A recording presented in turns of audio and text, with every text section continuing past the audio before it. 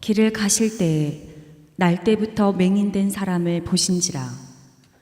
제자들이 물어 이르되 랍비여, 이 사람이 맹인으로 난 것이 누구의 죄로 인함이니이까? 자기니이까? 그의 부모이니이까?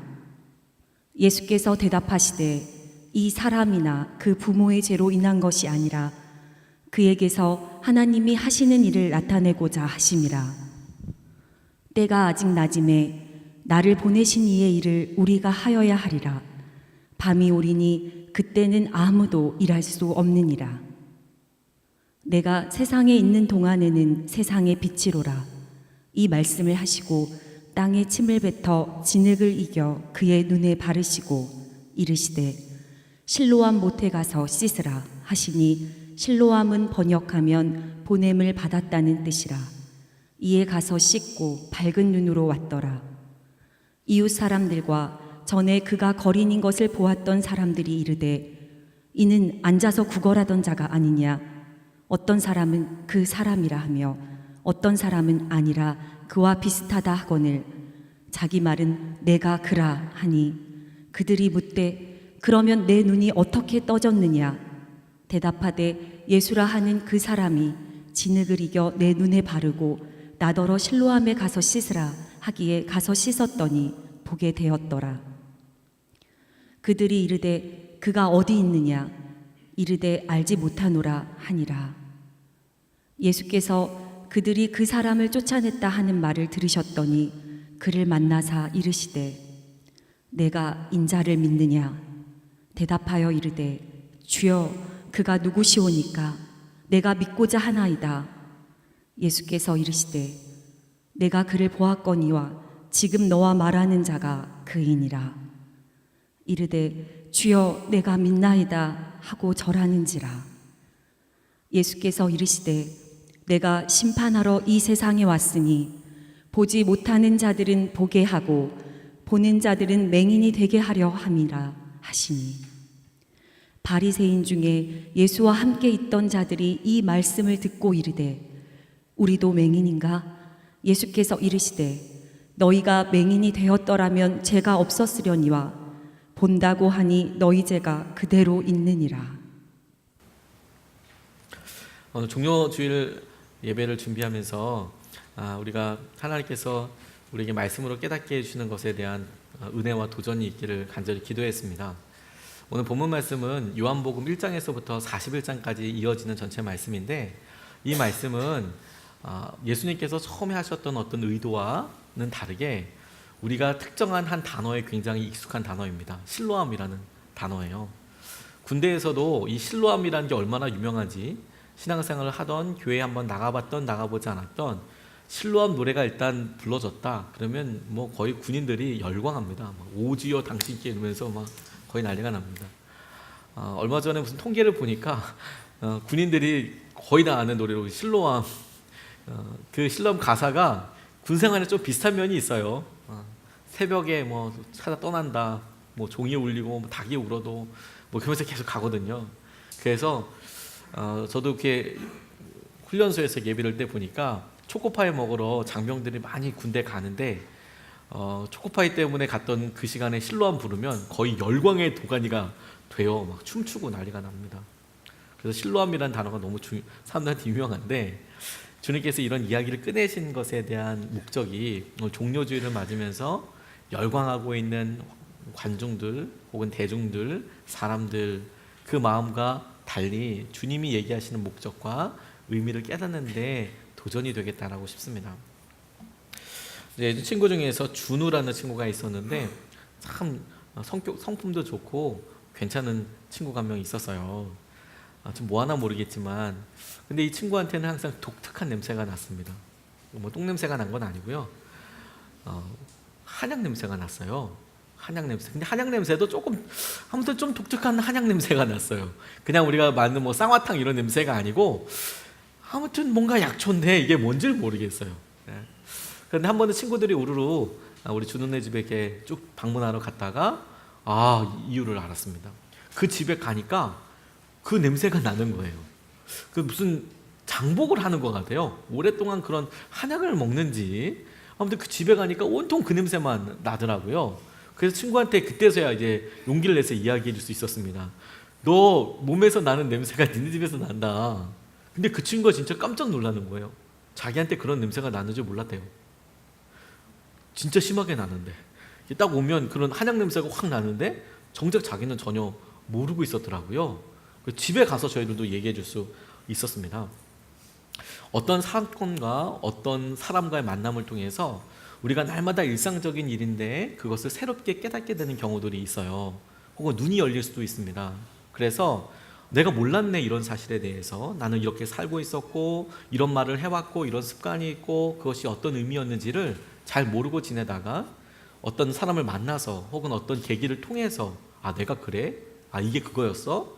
라고 이제 깨닫게 되는 경우들이 많이 있습니다. 성경에서도 그런 경우들이 여러 번 나오는데 뭐 대표적으로 엘리야 같은 경우에 엘리야가 사르밧 과부랑 만났을 때 사르밧 과부에게 기름 그리고 밀가루 그것 가지고 자기랑 자기 아들 먹을 수밖에 없는 그런 양밖에 없지만 엘리야가 가서 이걸 가지고 같이 식사를 만들어 먹자.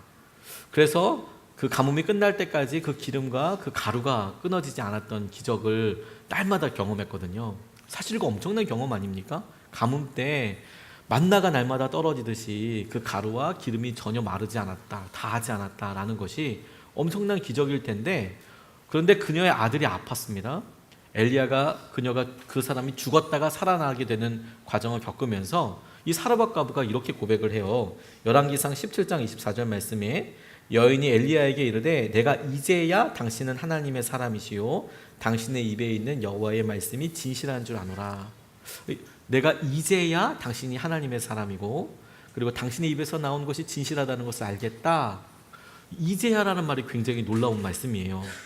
왜냐하면 그녀는 지금까지 날마다 떨어지지 아니하는 밀가루와 날마다 마르지 아니하는 기름을 경험하면서 축복과 은혜의 한가운데 있었거든요. 그런데 그녀가 이제야 당신이 하나님의 사람인 줄 알았대요. 똑같은 현실을, 똑같은 사람을 전혀 다르게 깨닫게 되는 순간이죠. 욥도 그런 일을 겪었습니다. 욥이 여러 어려움들을, 자기에 쓰는 고난을 세 친구와 함께 이야기하다가 엘리후도 이야기하고 그리고 하나님께서 나타나셔서 그에게 폭풍과도 같은 질문들을 쏟아내십니다. 넌 이건 아느냐? 너 이건 아느냐? 이렇게 물으시면서 이야기했을 때 욥 또한 이렇게 얘기를 해요. 욥기 42장 5절 6절 말씀에 보면 내가 주께 대하여 귀로 듣기만 하였사오나 이제는 눈으로 주를 배움나이다. 그러므로 내가 스스로 거두어 드리고 티끌과 제 가운데서 회개하나이다. 이렇게 이야기합니다. 내가 주님에 대해서 잘 들어서 알고 있었습니다.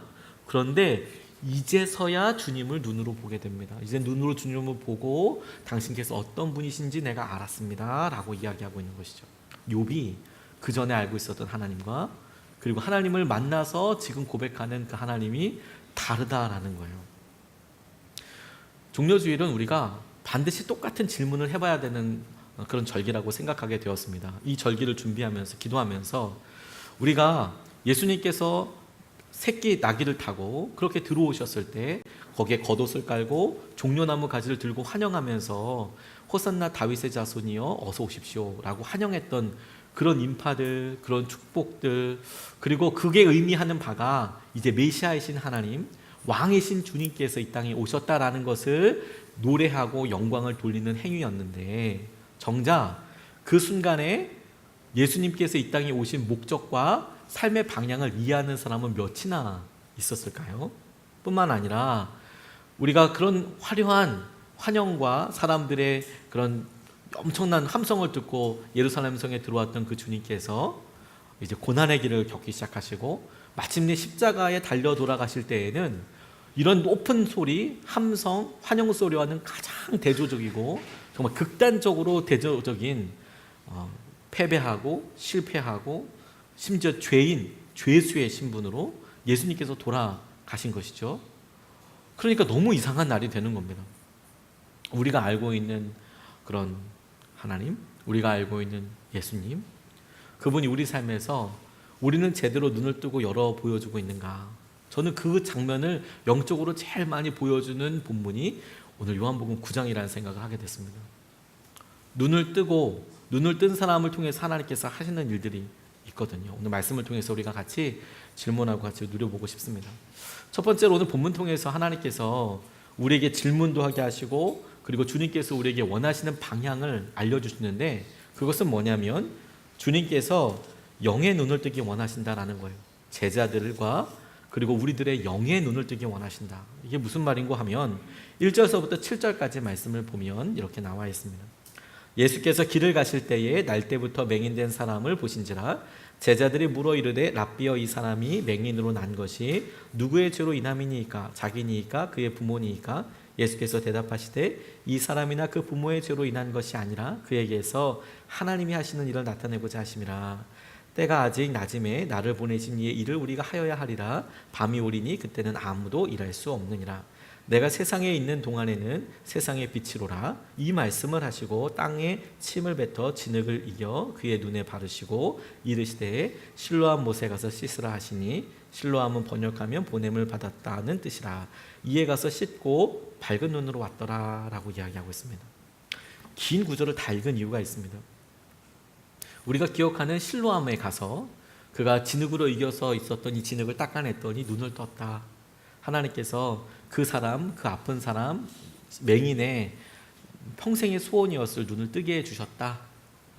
이것에 대해서 사람들이 집중하고 우리도 우리 삶의 간절한 기도 제목과 그리고 우리가 간절히 바라는 그 일이 이루어지기를 원한다 라고 이 말씀을 적용할 수 있지만 처음 것을 보면 처음에 예수님께서 어떻게 이런 일을 이루시나 라는 것을 집중해 본다면 전혀 다른 의미라는 것을 알게 됩니다. 예수님께서 처음서부터 이 날 때부터 볼 수 없었던 사람을 불쌍히 여기셔서 찾아오신 것이 아니었습니다. 지나가다가 앞을 못 보는 이 사람을 보고 문득 한 제자가 질문을 했습니다. 이 사람은 왜 이렇게 안 보이게 된 걸까요? 여기에는 당시의 세계관이 있습니다. 당시에는 죄가 있어서 혹은 무슨 잘못이 있어서 그 죄에 대한 결과로 사람들이 불행을 겪게 되고 심지어 장애를 갖게 되고 아프게 된다라는 그런 생각을 갖고 있었습니다. 철저히 율법에 의하면 잘못하면 벌받고 잘하면 축복이고 이렇게 생각을 하게 되는 것이죠. 그러니까 히브리적인 생각, 구약의 생각을 갖고 있었던 제자들이 눈을 먼 사람을 봤는데 일반적이라면 자기의 죄 때문에 눈이 멀었을 것이다라고 생각하게 될 텐데 이 사람은 특별했습니다. 뭐가 특별했냐? 날 때부터 안 보였어요. 그러면 날 때부터 죄를 지을 수는 없지 않습니까? 그래서 질문하는 것이 이 사람이 자기 죄 때문입니까? 아니면 그의 부모가 잘못한 것 때문에 이렇게 눈이 먼 것입니까? 전형적인 자기의 관점과 구약의 생각이 들어있는 것이죠. 그런데 하나님께서 예수님을 보내주시고 그리고 예수님께서 지금 그들에게 이제 중요한 사실을 영적인 진리를 하나 알려주세요. 이 사람이 이렇게 눈이 먼 것은 혹은 이렇게 있는 것은 하나님께서 하시는 일을 나타내고자 하심이라고 말씀하신 것이죠. 하나님께서 하시는 일을 나타내고자 하심이라. 그리고 그에게 진흙을 발라주셔서 낫게 해주셨습니다. 근데 우리는 아주 단순하게 하나님께서 하시는 일이라는 것이 눈이 멀었던 사람이 눈이 뜨게 되는 것이라고만 생각을 해요. 그렇다면 이렇게 길게 주님께서 이야기하지 않으셨을 것 같습니다. 저는 이 본문 말씀이 주님께서 제자들에게 아주 중요한 것을 설명하시기 위해서 눈을 뜨게 하신 사건이라고 생각하게 됐어요. 그 중요한 중요한 주제가 뭐냐? 하나님께서 하시는 일을 알게 하시기 위해서라는 거예요.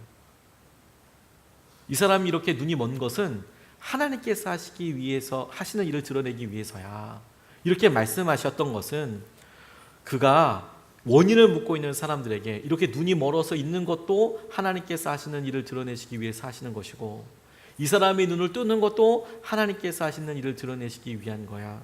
다시 말해서 우리의 삶의 목적이 하나님께서 하시는 일을 드러내시기 위한 통로인 거야.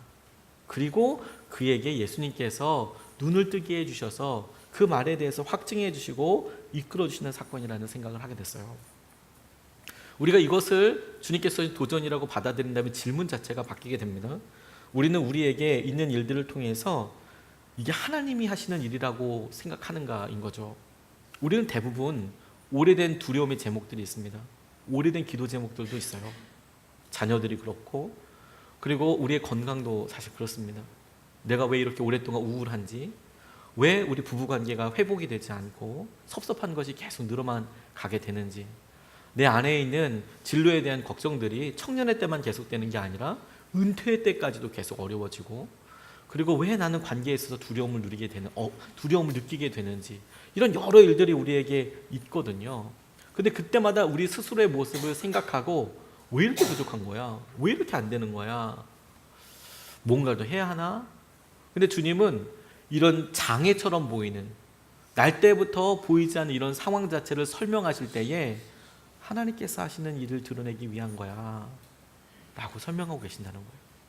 그게 잘 되고 안 되고가 아니라. 케빈이라는 청년이 있었는데 그의 아버지가 폐암 진단을 받으셨답니다. 몇 달 후에 교회에 다니게 되었대요. 그리고 그 교회에서 투병 중인 아버지에 대한 소망의 메시지를 듣게 됐습니다. 하나님께서 아버지 고쳐주실 거라고. 근데 이 케빈이라는 청년이 정말 믿었습니다. 하나님께서 우리 아버지 고쳐주실 것이다. 암 고쳐주실 것이다. 보통의 청년들이 하나님과 아주 친밀한 관계를 갖게 될 때까지 꽤 많은 시간과 꽤 많은 과정들이 필요한데, 이 케빈이라는 청년은 정말 스펀지에 물이 들어가듯이 완전 쭉 하나님에 대해서 집중하게 됐어요. 하나님 살려주십시오. 그리고 간절한 기도가, 갈망에 있는 기도가 어떤 것인지도 체험하게 됐어요. 하나님, 우리 아버지 살려주십시오. 그것만 가지고 쭉 기도하게 된 거죠. 다른 사람들이 보기에는 그의 삶이 완전히 믿음 가운데 커다란 성숙과 성장을 이루는 것처럼 보였습니다. 그러다 어느 날 또 아주 특별한 일도 있었습니다.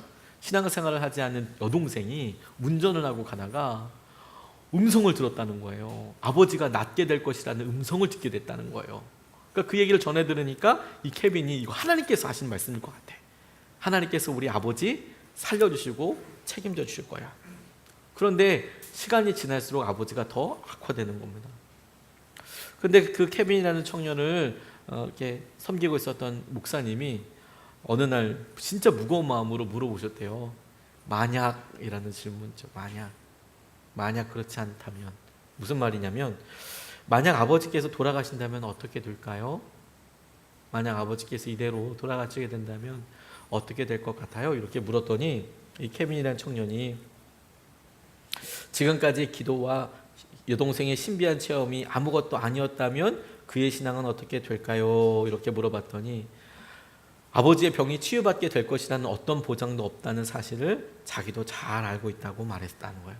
그리고 그러면서 아버지가 돌아가신다면 자신의 신앙에 커다란 의문들이 남겠지만 그것이 기독교를 포기하는 이유가 되지는 않을 것이라고 대답한 거예요. 대견하죠? 그것 때문에 포기하지 않을 거라고. 그런데 놀랍게도, 그리고 안타깝게도 몇 달 후에 케빈의 아버지가 세상을 떠났고, 그로부터 몇 주 후에 케빈은 교회를 떠났다는 거죠. 우리는 우리 삶에 하나님께서 우리의 삶과 고난과 여러 일들을 통해서 하나님이 하시는 일을 드러내시는 것에 대해서 중심이 있지 않아요. 우리는 이것의 끝 결론이 하나님이 개입하셨기 때문에 우리에게 필요한 어떤 것이 우리에게 허락이 되고, 우리에게 필요한 어떤 것에 대해서 우리가 무엇을 소유하게 되거나 열어지게 되거나 치유하게 되거나, 그게 하나님이 하시는 일이 드러나는 것이라고만 생각해요. 근데 예수님은 그 사람을 고쳐놓고 하나님께서 하시는 일을 드러내기 위한다고 말씀하신 것이 아니고, 그가 왜 이렇게 됐습니까? 라는 것을 설명하시면서 하나님께서 하시는 일을 드러내기 위함이다 라고 말씀하셨다는 거예요. 그리고 만약에 예수님께서 그 자리를 그냥 가셨어도 그 사람에게는 하나님께서 하시는 일을 드러내시기 위한 삶의 의미가 있다는 것을 이야기하고 싶으신 것이죠. 우리가 그런 목적과 의미를 생각해 보면 진짜 맹인이 있다는 것을 알게 됩니다. 진짜 맹인. 오늘 39절로 41절 말씀에는 아예 이렇게 써놓으셨어요. 진짜 맹인이 있다고. 예수께서 이르시되 내가 심판하러 이 세상에 왔으니 보지 못하는 자들은 보게 하고 보는 자들은 맹인이 되게 하려 함이라 하시니, 바리새인 중에 예수와 함께 있던 자들이 이 말씀을 듣고 이르되 우리가 맹인인가? 예수께서 이르시되 너희가 맹인이 되었다면 죄가 없으려니와 본다고 하니 너희 죄가 그대로 있느니라. 지금 이 본문 말씀에서 주님께서는 이 마지막 절까지 하고 계시는 것이 무엇이냐면, 이 사람의 눈을 뜨게 하시는 것을 통해서 진짜 눈 뜬 사람이 누구인지에 대해서 다시 질문하시는 거예요. 그 눈을 뜬 것은 무엇이냐면 하나님께서 하시는 일을 너는 알고 있느냐? 다시 말해서 하나님께서 예수 그리스도를 통하여서 보내주신 그 일이 예수님을 통해서 일어나고 있고, 그 일이 그렇게 일어날수록 시기와 질투가 일어나는 종교 지도자들, 바리새인들, 서기관들, 그런 사람들이 많이 있는데, 그런 사람들은 차지하고서라도, 제외하고서라도 하나님께서 하시는 일을 너는 알아보고 있느냐? 그렇지 못하다면 맹인이라는 거예요. 그렇지 못하다면 맹인이다라고. 오히려 그 사람은 눈을 떴다고 생각하니까 더 죄인이다라고 말씀하고 계시는 것이죠. 근데 저는 이 본문을 묵상하고 특별히 이 부분을 붙잡고 기도하면서 이런 생각을 떠올리게 됐습니다. 우리 성도들 중에 저를 포함해서 종료주일을 맞이하면서 다 같이 하나님께서 예수님 통해서 이 땅을 구원하실 것이고, 예수님은 우리의 왕이시고, 우리가 알고 있는 여러 일들에 대해서 우리가 당연히 우리는 알고 있다라고 생각할 거라는 생각을 하게 됐어요. 우리는 다 알고 있다고.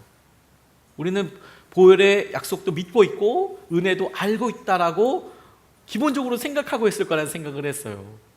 그리고 저는 조금 엉뚱한 질문, 그리고 주님께서 이런 질문을 우리에게 하게 하시는 거 아닌가라는 생각을 하면서 질문해 보게 됐습니다. 혹시 우리가 지금 이 바리새인과 종교 지도자들 얘기하는 것처럼 나는 다 알고 있다고, 나는 다 알고 있다고 그렇게 이야기하는 사람은 아닐까? 우리가 화려하게 예수님에 대해서 환영하고 호산나 다윗의 자손이여 이렇게 이야기하는 그 장면에 어떤 사람으로 서 있을 수는 있는데, 이분이 가게 될 고난의 길과 이분이 겪게 될 십자가의 놀라운 사건에 대해서 우리는 동의하고 그게 하나님이 하시는 일이라고 우리는 깨닫고 알아가고 있는가? 근데 이걸 안다고 생각하는 입장이 아니라 모른다고 생각하고 어떻게 해결할 것인가, 이게 중요하겠다는 생각을 하게 됐어요. 오늘 바리새인이라고 한다면 오늘 이렇게 우리가 그래 당연히 자기가 알고 있다고 생각하는 사람 아예 질문 자체를 던지지 않을 거거든요. 그냥 난 알고 있지, 오케이, 그래 뭐 부활절, 고난주간 알고 있다고 생각할 거거든요. 근데 그런 사람은 아무것도 시작해보지 않을 겁니다. 아무것도 다시 하려고 뭔가 하지 않을 거예요. 왜? 알고 있는 거니까. 근데 모른다고 생각하면 어떤 일을 하게 될까요? 모른다고 생각하면 어떤 일이 의미 있게 될까요? 저는 그 일을 헬렌 켈러 통해서 좀 많이 알게 됐습니다. 헬렌 켈러가 잘 아시다시피 설리번 선생님과 함께 그의 장애를 극복하게 된 일들이 너무 많은 사람들에게 알려져 있고 또 되게 도전이 많이 됩니다. 잘 알다시피 그녀는 눈도 귀도 말도 다 장애를 가지고 있었습니다. 삼중고를 겪고 있었던 셈인데, 이 설리번 선생님 만나서 그의 삶이 완전히 변하게 되었습니다. 그런데 이 헬렌 켈러 스스로가 쓴 자서전이 있어요. 헬렌 켈러가 스스로 써서 어떤 일이 있었는지를 이야기한 날이 있어요. 그 헬렌 켈러가 이렇게 이야기했습니다. 깨달음은 현실을 다르게 보고 생각하는 과정을 의미하는 단어다. 다시, 깨달음은 현실을 다르게 보고 생각하는 과정을 의미하는 단어다. 깨달음이라는 게 뭐냐면 현실은 똑같은 거예요. 내게 있는 현실은 똑같고 내게 주어진 환경도 다 똑같은데 어느 날 갑자기 그것을 내가 전혀 다르게 보여지게 되고 깨닫게 되는 것이라는 거예요. 의미를 부여하게 되는 것. 그걸 이 헬렌 켈러가 어떻게 이렇게 묘사했냐면 자기에게 있었던 일을 통해서 묘사했는데, 자기 어렸을 때를 생각하게 되었습니다. 아무것도 못하니까 예쁜 소녀가 이렇게 앉아 있어도 일단 소통이 되지 않지 않습니까? 근데 뭐 새로운 선생님이 왔다는데 뭐 선생님이 누군지 이름이 뭔지 어떻게 알겠어요? 말해도 뭐 못 알아들으니까 그냥 낯선 냄새 정도? 낯선 어떤 기운 정도? 이런 정도 알지 않았겠습니까? 근데 이 사람이 자꾸 날 짜증나게 하는 거예요. 뭐냐면 손바닥에다 자꾸 뭘 써요. 손바닥에다가 간지럽히는 것도 아니고, 이 사람이 뭐 알파벳을 아는 것도 아닐 텐데 자꾸 손에다가 뭘 이렇게 그리는 것도 아니고 자꾸 뭐라고 이렇게 비비는 거예요. 이게 뭐 하는 짓이야. 근데 그걸 많이 하니까 짜증이 나는 거죠. 짜증이. 그래서 하루는 인형을 이렇게 주고 이렇게 만져보고 이러니까 아마 새 인형이었던 것 같습니다. 그런데 또 여기다가 뭐라 쓰는 거예요. 아마도 인형이라는 표현에 달 이러겠죠. 돌이라고 해야 되나요? 달이라고 썼겠죠. DOLL 계속 이렇게 썼을 겁니다. 근데 이게 뭐 아무것도 아닌 거죠. 손 자꾸 뭐 이렇게 하고 그러니까 힘들고 귀찮으니까 인형 던져버렸어요. 그냥 이 짜증난다는 표현을 말도 못하니까 그냥 던져버렸습니다. 그러니까 뭔가 퍼석 깨지는 그런 느낌이 이렇게 들었나 봅니다. 그때 이게 괴롭히던 그 선생님이 사라지더니 이제 뭐 치우는 듯한, 앞에서 얼쩡얼쩡 이렇게 하고 뭐 이렇게 치우는 듯한 느낌이 이렇게 드는 거죠. 그래서 자기는 되게 마음이 편했다는 거예요. 이제 뭔가 해결이 됐으니까, 나를 힘들게 하고 귀찮게 하게 해결이 됐으니까. 그런데 자기에게 이제 큰 책모자를 이렇게 씌워주는 것 같더래요. 모자를 이렇게 씌워주는 것 같더래요. 머리에다 뭘 씌워주는 것 같더래요. 근데 이제 나를 바깥에 데려가려나 보다 이렇게 알게 된 겁니다. 참 뭐 좀 공교로운 그런 비교이긴 하지만 강아지들도 목줄 체험은 엄청 좋아합니다. 강아지들이 목줄 딱 체험은 알아요. 어떻게 하는 거죠? 산책 가는 거예요. 목줄 딱 잡으면 발딱 일어나서 막 낑낑거립니다. 그래서 목줄을 채우면 문 앞에 달려가 있습니다. 빨리 나가자고 이야기하죠. 몸이 반응해요. 마찬가지로 헬렌 켈러도 자기가 말도 못하고 어떤 일을 들은 적도 없고 하지만 이제 아는 거예요. 아, 이렇게 뭔가 몸에다가 뭐 이렇게 덧씌우고 뭐 이러면 내가 이제 따뜻하고 기분 분위기 좋고 이게 이런 바깥에 나가는 거야. 그걸 이제 아는 거죠. 이제 기분이 좋아졌습니다. 그래서 나갔어요. 나가서 이제 앉아 있는데 옆에 있는 이 사람이 또 이렇게 손에다가 이렇게 하더니 이 찜찜한 물을 갖다 막 하는데 아무튼 뭔가 알 수 없는 이 차갑고 막 이런 걸 계속 흘려주는 거예요. 그러더니 손에다 또 뭐라고 계속 쓰는 거예요. 손에다가 워터. 그렇죠? 여러분의 영어 실력이 방해가 안 됐으면 좋겠습니다. 물입니다, 물. 워터. WATER. 워터라고 막 계속 이렇게 쓰는 거죠. 워터. 근데 그날은 너무너무 특별하게 이 헬렌 켈러가 뭔가를 알아차린 거예요. 아직 알파벳도 전혀 몰라요. 알파벳도. 이게 뭐 WATER 어떻게 생겼는지 잘 모르고, 근데 그녀가 문득 생각한 게 뭐냐면 여기 이 찜찜하고 이 뭔가 알 수 없는 이것이 뭐 이거 액체란 말도 몰랐을 테니까 이것이 이름이 있는가 보다. 이게 지금 여기다 쓰는 건가 보다. 이게 워터는 나중 이야기고 이건가 보다. 이걸 이제 알게 된 거야. 얘가 이름이 있는 거구나. 얘가 지금 이게 이름이 있는 거구나. 워터. 이게 물이 있는 거구나. 라는 것을 알게 됐다는 거예요. 그 너무 깨달음과 기쁨이 느껴지게 됐대요. 그리고 그날 그의 표현에 의하면 자기의 삶의 눈이 열리게 됐다는 거예요. 자기 삶의 눈이, 새로운 세계에 대한 눈이 열렸다는 거예요. 실제 눈이 열린 게 아니라 깜깜하고 아무런 의미도 없고 소통도 되지 않았는데 워터라는 말 하나 때문에 그녀가 그날 엄청나게 많은 단어를 알 수 있었대요. 그 단어들이 어떤 거였냐면 어머니, 아버지, 언니, 선생님, 이런 같은 단어도 있지 않습니까? 엄마, 아빠, 선생님, 영어로 해드릴까요? mother. 이걸 알게 된 거예요. 그렇구나. 그리고 그 중대한 날에 뭐라고 얘기하냐면 그 중대한 날을 마치고 내 방에 누워 기쁨을 만끽하며 난생 처음으로 새로운 날을 기대하던 순간의 나보다 더 행복한 아이는 별로 없을 것이다. 그러니까 그녀가 날마다 어둡고 밝고 이런 정도만 경험했는데 오늘 내가 뭔가 mother, father, water 이런 걸 내가 배웠는데 다음날 뭔가 새로운 게 있겠구나. 날마다 똑같은 현실과 날마다 똑같은 상황에서 살았는데 어느 날 그 똑같은 현실과 상황을 전혀 다르게 바라보게 되는 순간과 계기가 있는 것이죠. 그런데 여러분, 여전히 우리가 영적인 헬렌 켈러의 모습이라고 생각해 보십시오. 우리는 우리 삶에 계속되는 그리고 반복적이고 그리고 지지부진한 일들에 대해서 참 의문이 많습니다. 왜 우리는 쉽게 가난이 극복되지 않는 걸까? 왜 우리는 마음속에 이 수치심이, 이 낮은 자존감이 왜 해결되지 않는 걸까? 왜 나는 특정한 사람만 생각나면 이렇게 경쟁심이 나고 시기와 질투가 나고 왜 이런 것들이 극복이 되지 않는 걸까? 왜 나는 재정적으로 꼭 이런 상황에 있으면 참을 수 없는 분노가 일어나고 왜 나는 내 자녀들에 대해서 놓지 못하는 걸까? 왜 내 안에 있는 두려움은 이렇고 왜 나는 이런 습관들을 끊지 못하는 걸까라는 참 많은 질문들을 할 때 그건 우리 생각에, 우리 관점의 질문이고 우리는 우리 삶의 어려움과 불편함들에 대해서 주님께서 우리가 알지 못하게 뭔가를 자꾸 쓰시는 거예요. 워터라고. 자꾸 이 반복적인 습관과 반복적인 어려움과 반복적인 일들과 계속 반복적인 여러 상황들이 해결되지 않는 어려움이라고 생각하지만 주님께서는 그것을 통해서 이 모든 것이 하나님께서 하시는 일인 것을 드러내시기 위해서, 하나님께서 하시는 일인 것을 드러내시기 위해서 주님께서 우리의 손바닥에, 우리의 심령에, 우리의 삶에 끊임없이 글을 쓰고 계시거든요.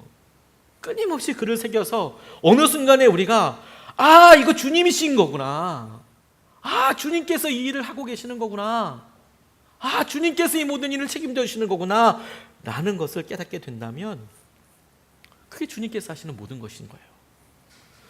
주님께서 우리에게 반복적인 일상을 허락하신 이유는 쓰고 계신 거예요. 우리 삶에 끊임없이 쓰고 끊임없이 다시 독려하여서 주님께서 우리의 눈을 뜨게 하여 주시는 것이죠.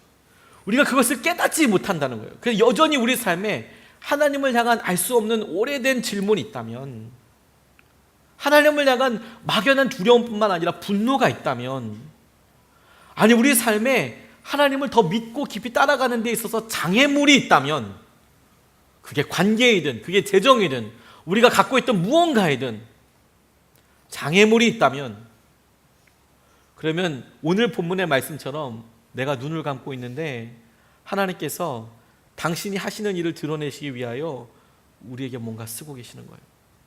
끊임없이 뭔가 쓰고 계시는 거예요.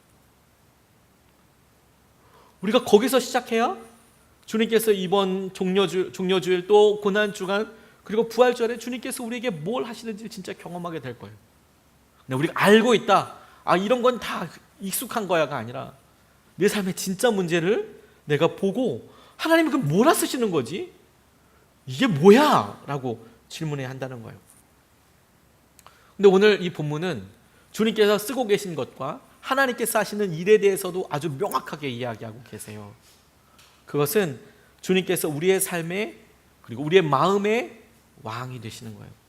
우리 마음에 화려하게 드러난 예수님 찬양합니다. 커다란 교회에서 아주 좋은 세션들과 함께 아주 멋있는 분들이 찬양하고 노래가 너무 좋고 막 예배가 막 사람들이 많이 들으니까 그냥 그 자리에 앉아만 있어도 은혜가 되고 그런 것도 의미가 있겠지만, 주님이 정말 원하시는 것은 물으실 거라는 거예요. 우리 마음에도 그러한지, 우리 마음에도 주님께서 주님이신지 그걸 묻고 싶어 하실 거예요. 오늘 눈을 뜬 사람은 주님이 이야기하신 영의 눈을 뜬 사람이었을까요? 아니었습니다. 그가 눈을 떴을 뿐입니다. 그 의미가 하나님께서 하시는 일을 드러내기 위함이다 라고 이야기했을 때, 우리가 우리의 삶의 어려움이 극복되는 것을 통해서 이게 하나님의 일이다라고, 하나님이 계획하신 모든 것이다라고 이야기할 수 없는 이유가 바로 그렇습니다. 뭐냐면 그가 눈을 떴습니다. 그런데 예수님이 누군지 몰랐습니다. 근데 마지막 부분에 그가 이렇게 예수님과 이야기합니다. 35절로 38절 말씀에 보면 예수께서 그들이 그 사람을 쫓아냈다 하는 말을 들으셨더니 그를 만나사 이르시되 내가 인자를 믿느냐 대답하여 이르되 주여 그가 누구시오니까 내가 믿고자 하나이다. 예수께서 이르시되 내가 그를 보았거니와 지금 너와 말하는 자가 그이니라. 이르되 주여 내가 믿나이다 하고 절하는지라. 예수님이 정말 그의 눈을 열어주셨던 것이 무엇인지 아십니까? 그가 눈을 떴습니다. 그런데도 몰랐습니다. 내 앞에 계신 예수님이시고 그분이 나의 주님이신 것을 그가 알게 됐습니다. 근데 주님께서 많은 사람들에게 맹인이라고 이야기하는 이유가 뭔지 아십니까? 그들 앞에 있는 예수님이 주님이신지를 모른다라는 거예요. 그리고 우리 마음에도 우리가 어려움과 우리 질문들에 대해서, 우리 삶의 연약함에 대해서 똑같이 질문해야 하는 것이죠. 나는 이 문제에, 나는 이 삶에, 나의 이것에 주님께서 내 마음의 왕이 되셨나? 주님께서 이것을 책임지고 계시고 주님께서 하시고자 하시는 대로 나는 순종하고 있는가? 이것은 굉장히 중요한 질문이 되는 거예요. 그리고 우리 삶에 핑계할 수 없는 하나님의 다루심이 끊임없이 쓰여지고 하게 될 거예요. 어떤 입양되신 분이 한 번은 자기 아내가 김원숙 씨라는 분이었는데 화가이자 조각가인 한국인 아내에게 부탁을 했습니다. 토머스 클레멘트라는 분이었는데 의료기기 회사의 CEO였던 분이에요. 그런데 아내에게 묻기를 4살짜리 남자아이가 나비를 날리는 모습을 조각으로 만들어 보고 싶은데 도와줄 수 있겠어? 이렇게 이야기를 했대요. 4살짜리 남자애가 나비를 이렇게 날리는 걸 조각을 하고 싶은데 도와줄 수 있겠냐고. 뭐 아내가 조각가니까 도와줄 수는 있지만 아내가 마음이 쿵 하고 내려앉았대요. 왜냐하면 자기 어린 시절 모습을 조각으로 만들어 싶어졌구나. 나이가 이제 드니까 65 정도 되니까 자기 어렸을 때 모습을 조각으로 남기고 싶은 거구나, 이런 생각이 들었대요. 그래서 많이 도와줬답니다. 이 클레멘트라는 분은 한국계인데 1956년에 한국에서 입양이 됐답니다. 그의 어머니가 이 클레멘트를 골목으로 데려가더니 뒤돌아보지 말고 계속 걸어가라, 이렇게 이야기하더라는 거예요. 너 뒤돌아보지 말고 계속 걸어가라. 그렇게 말하고 사라졌대요. 뒤돌아보지 말고 계속 걸어가라, 그렇게 하고. 그래서 정확히 생년월일도 모르고 8살 될 어느 무렵에 그냥 그렇게 하고 그때부터 거리 생활이 시작된 겁니다. 근데 클레멘트가 이제 서툴게나마 뼈대를 세우고 거기에 이제 손끝에 붙여서 이제 남자의 조각을 만들고 나비를 이렇게 만들어서 이렇게 하고 있는데, 어느 날 이 아내 김원숙 씨가 그런 클레멘트를 돕고 있는데 너무 깜짝 날 만한 고백을 듣게 됐다는 거예요. 이 아이는 사실 몇 년 전 메릴랜드에서 양아버지에게 얻어맞아 숨진 현수라는 아이야, 이렇게 이야기를 하더라는 거예요. 이 현수라는 아이는 가정폭력으로 숨졌습니다. 지적장애가 있었어요. 우리나라에서 2010년에 한국에서 태어났는데 홀터 아동복지회에서 이 아이를 입양 보냈습니다. 우리나라에서 어떻게 해줄 수가 없었어요. 그 아이를 품어줄 수 있지 못했습니다. 2013년에 미국에 입양됐습니다. 근데 이듬해 2월에 4개월 만에 양아버지였던 오브라인 오켈러헨이라는 사람의 폭행으로 미국에 간 지 4개월 만에 숨졌습니다. 오켈러헨은 1급 아동학대 혐의로 징역 12년 선고받았어요. 근데 이 클레멘트 씨가 이 현수 이야기를 뉴스에서 보는데 자기는 자기가 얻어맞는 것처럼 온몸이 아팠대요. 아이가 4살 때 자기도 그렇게 입양 오고 그랬는데 그 아이가 입양 와서 그렇게 안타깝게 죽었다는 이야기를 들으니까 진짜 뼈가 아픈 거죠. 뼈가 너무 아픈 거죠. 그러면서 자기에게 인터뷰한 사람에게 자기 흉터를 보여줬대요. 이 흉터가 뭐냐면 어머니를 잃고 구걸하며 지낼 때 아이들이 달라들어서 당시에는 호녀를 튀기라고 막 낮춰서 불렀거든요. 튀기야, 튀기다, 악마야. 튀기는 불에 태워 죽여야 돼. 그러면서 애들이 몸에다가 휘발유를 뿌리고 불을 붙여버렸대요. 죽으라고. 거리 아이들이. 자기는 막 끌려고 하는데 휘발유불은 그냥 손으로 이렇게 해서 안 꺼집니다. 지나가는 어른이 그걸 보고 말도 안 되니까 그걸 꺼준 거예요. 그러니까 여전히 상처가 이제 그대로 있는 거죠. 겨우 사는 겁니다. 본인이 6.25 직후 때 그렇게 태어나서 살았는데 아직까지도 60살이 훨씬 넘었는데도 그때 그 장면들이 자기 트라우마로 남았는지 생각이 난대요. 여전히 이렇게 쾅 폭탄 터지는 소리, 그런 매캐한 화약 같은 뭐 이런 거, 이런 게 너무 몸에 선명하게 남아 있는 거죠. 이게 죽을 수 있는 거구나, 죽는 거구나, 이런 생각이 너무너무 들더라는 거예요. 그리고 그런 전쟁이 온몸에 겪기도 했지만 자기 어머니의 기억도 너무 분명한 거예요. 어느 날 어머니가 외투 입히고 모자 씌운 다음에 어디론가 한참 데려가더니 어느 길모퉁이에서 그를 세운 다음에 와락 입을 맞추고는 이제부터 앞만 보고 가는 거야. 절대 뒤돌아보면 안 돼. 어머니가 시키는 대로 한참 걸었답니다.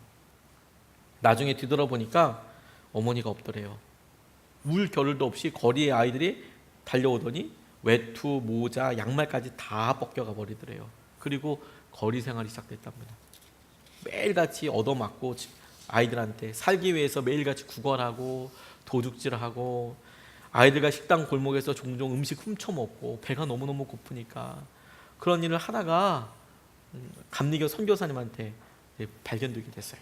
그래서 충현보육원이라는 데 넘겨지게 되고 1952년 10월 6일이라는 생일도 갖게 됐어요. 그날이 보육원에 들어간 날이에요. 태어난 날이 아니라 그날 생일도 갖게 되었습니다. 근데 거기서도 엄청나게 차별을 받았대요.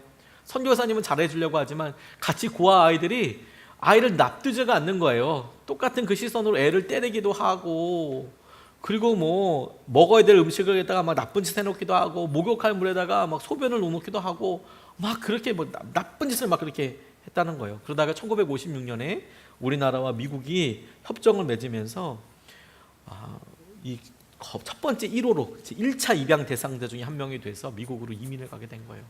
혼혈아이니까. 근데 다행히도 양아버지 양어머니가 너무너무 좋았답니다. 너무 잘해주셨대요. 공항에서 만나자마자 지프차 자동차 장난감을 선물로 줬대요. 근데 생전 처음 받아보는 선물이었답니다. 집에 갔는데 밥 먹으라고 이렇게 접시에다가 담아주는데 이거 나눠 먹어야 되는 줄 알고 자기는 조금만 들고 옆에다가 이렇게 넘겼는데 형제들이 다 웃더래요. 왜냐면 그게 다 오롯이 자기 거였거든요. 근데 자기는 그렇게 많이 먹어본 적도 없으니까. 그리고 땅바닥에 앉아서 먹겠다고. 이게 이 식탁이 너무 낯설어가지고 땅바닥에 앉아서 먹겠다고 이야기도 하고.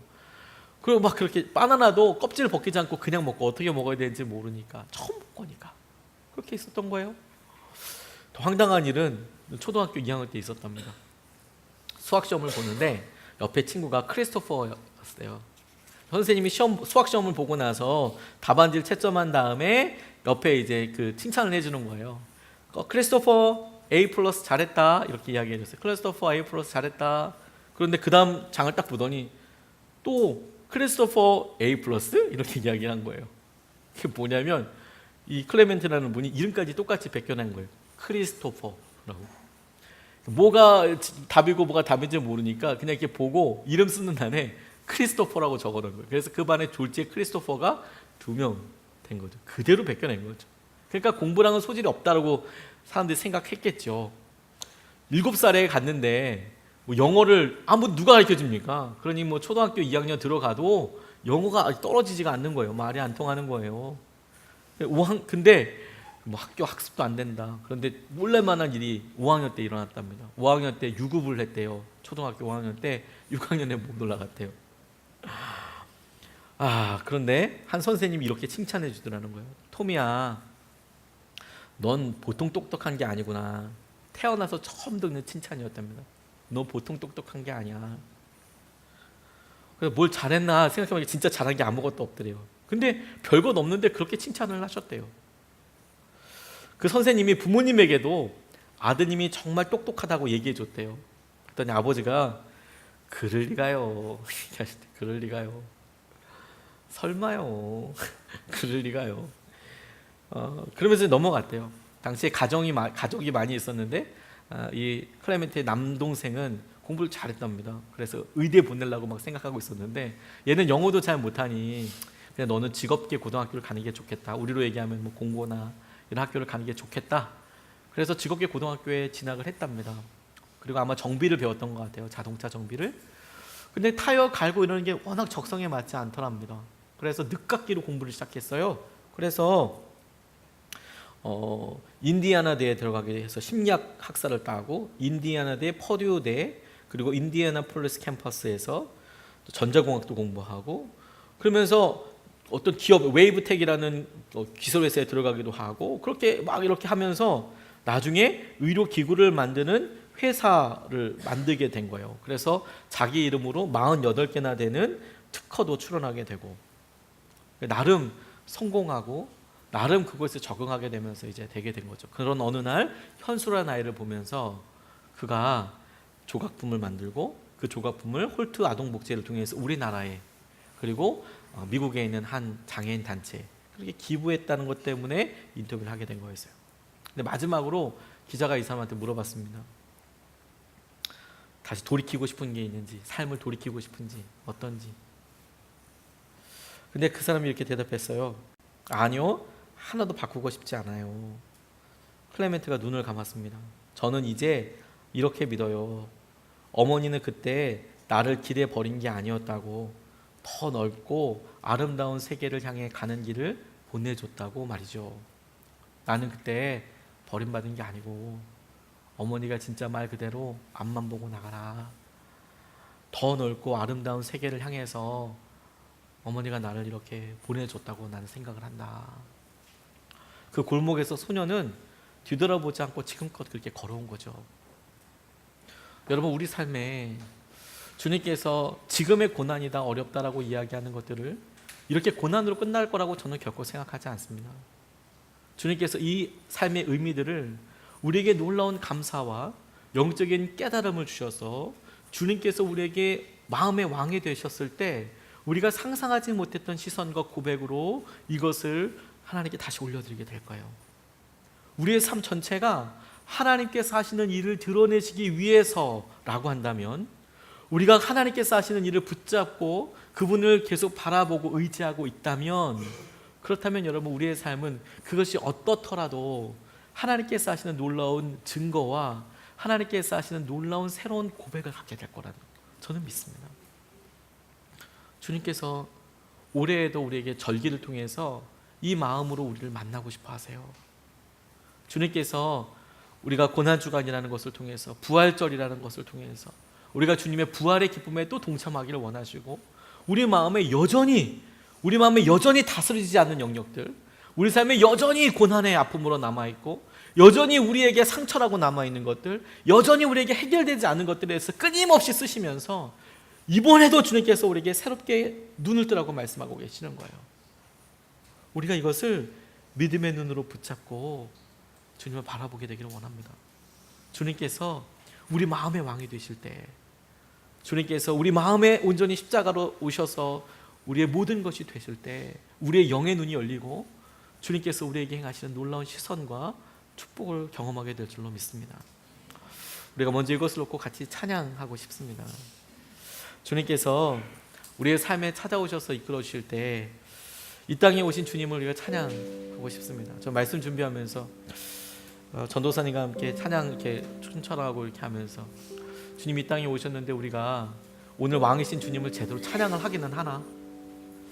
우리가 그분을 그렇게 찬양하고 나아가게 될 때 우리의 마음은 정말 준비되어 있는 건가? 우리는 2000년 전에 그곳에서 예수님께서 어떤 의미로 왔는지 그 사람들은 몰랐다고 치고, 우리는 말씀으로 다 알고 있는데도 그 준비는 돼 있는 건가?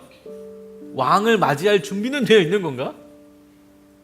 우리는 뭔가 새로운 마음에 주님 앞에 다스릴 것에 대해서 내어놓고는 있는 건가? 왕이 되실 수 있는 건가? 아니면 우리가 왕이 이미 되었다고 확신하고 있는 건가? 그렇다면 우리 삶의 무기력감과 우리 삶의 두려움의 정체는 도대체 뭐지? 바로 그게 주님께서 다스리고 싶어 하시는 거예요.